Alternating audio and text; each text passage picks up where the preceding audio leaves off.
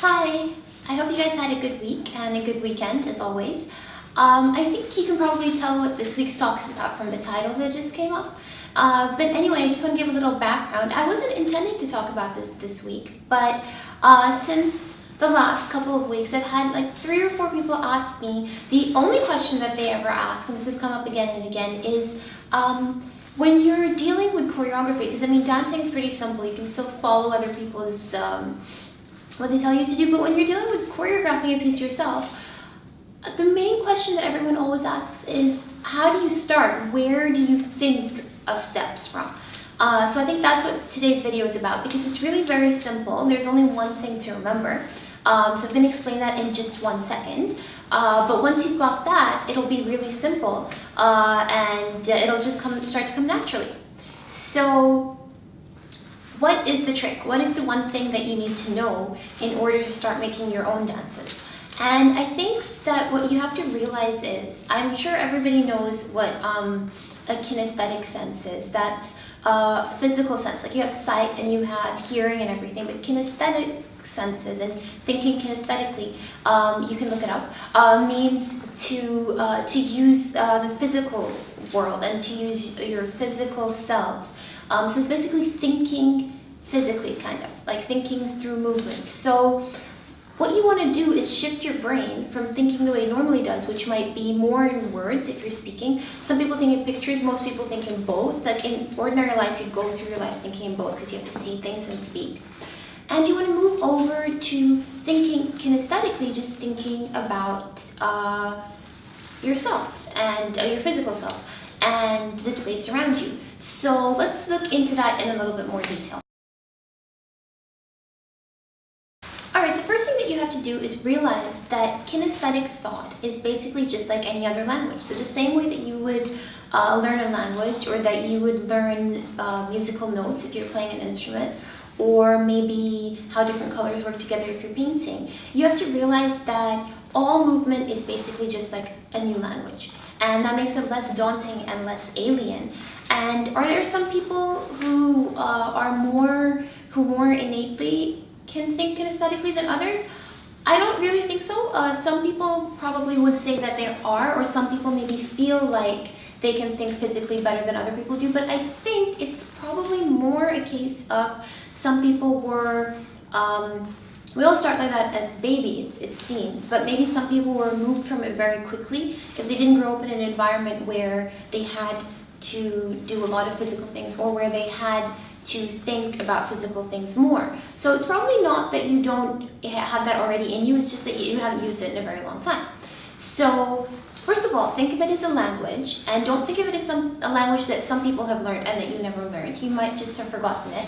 And then, like any language, it's going to have parts, right? Like when you're speaking, you have words, and then you put them together, you have sentences, or you start with letters, and then they become words, and then they become sentences, and all of that.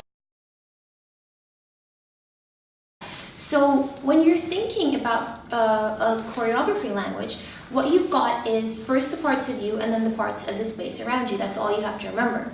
Parts of you are obviously going to be things like your arms and your legs and your head and your whole torso area. So these are the different parts of you that you have. And if you're performing with other people, then you have the different parts of them too. And if you're performing in a large group of people, or if you're making up a dance for a large group of people, then you have each person as a separate word almost. And so you're thinking of how you're going to put them together. Now, just like you would put together a sentence, and every sentence that you write is going to be different, or just like you would put together different musical notes and every combination will have a different tune, the different ways that you use maybe your arm in succession or your leg in succession than someone else's arm, than your head, it's just exactly the same thing. There's nothing more complicated than that. So these are the different bits of your language that you have, and you put them together in different ways. What makes it a little more interesting is then you also have the space around you, because you have the space above you, beneath you, and to your sides, and anything else that's in your environment, because you can use all of these things. But that doesn't have to become as complicated as it seems. All you have to do is think of them as extensions of the same system of having, like, you know, your arm is one word and the other arm is another word. Well, now the space on your left is another word and the space on your right is another word or another note. or another color if you're used to painting. And so basically it's just breaking it into these little bits and putting it back together. So it's nothing more complicated than that. It's just learning a new language, and these are the elements of your language. Obviously, there's a little bit more to it than that. You have stylistic differences, and each different style brings with it a whole series of steps that have been passed down and worked on. And then you have other factors as well, like the music that you're setting it to, though not all choreography is actually set to music. We usually see stuff that is, but sometimes it's not. So you have a lot of different factors that are going to come in. It's the same as having a bunch of instruments together and adding another instrument, or adding something later.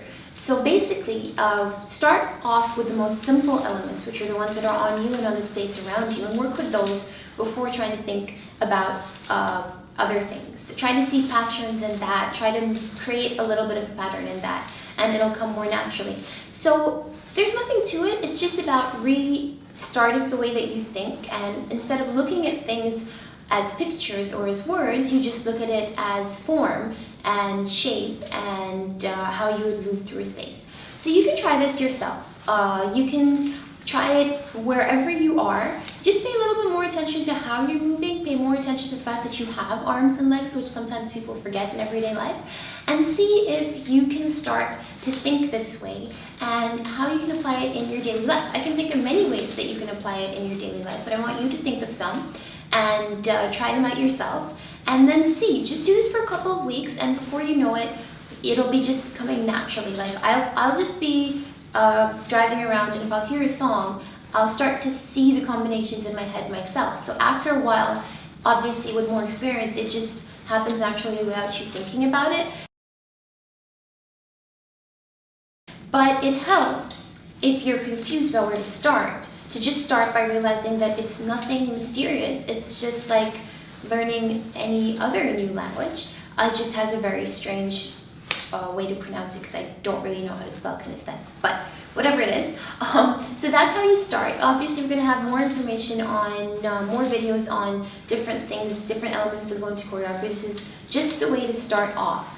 So try it out and see if you feel any differently about all the different parts of you and all the parts of the space around you. It's that simple. So there. Guys, your question is answered. Thank you so much. I'll see you next week.